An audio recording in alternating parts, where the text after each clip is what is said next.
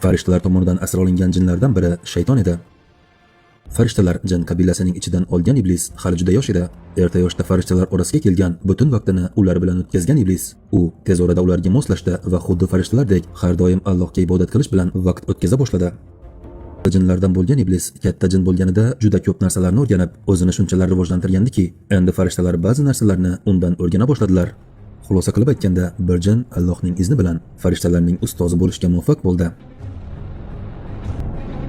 Iblisning shuhrati butun qat osmonga yoyildi. Hatto jannat farishtalarining boshlig'i Ridvon ham hatto Robbisiga iltijo qilib, iblisning oz bo'lsa-da jannatga kirishini tiladi. Alloh Ridvonning iltimosini qabul qilib, iblisni jannatga olib chiqdi.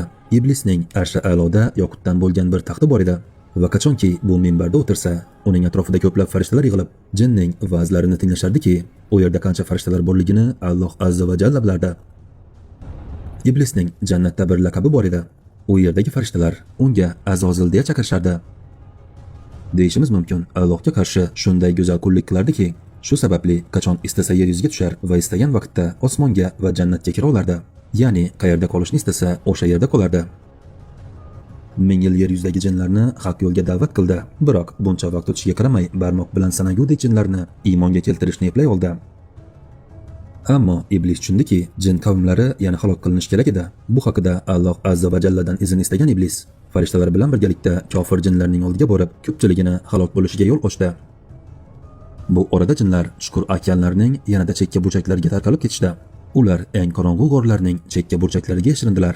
Alloh taolo yer yuzining idorasini Azozilga, ya'ni bir ismi iblis, boshqa ismi shaytonga berdi.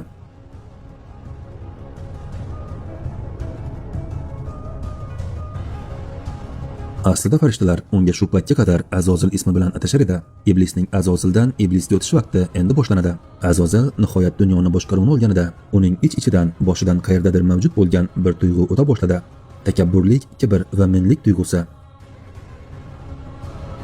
Bir kun farishtalar Azozilni yolg'iz qolganini tushungan bir vaqtda o'z-o'ziga gapirayotganiga guvoh bo'ldilar. Azozil o'zi bilan gaplashib maqtanardi va oldin hech kim qila olmagan ishni men qildim deya o'zi bilan faxrlanardi. Ichidagi bu takabburlik hissi asta-sekin o'zining aybsizligini yo'qotib, zararli holga kelardi. So'ngra o'sha buyuk kun keldi. Alloh taolo yaqinda yaratadigan yangi bir borliq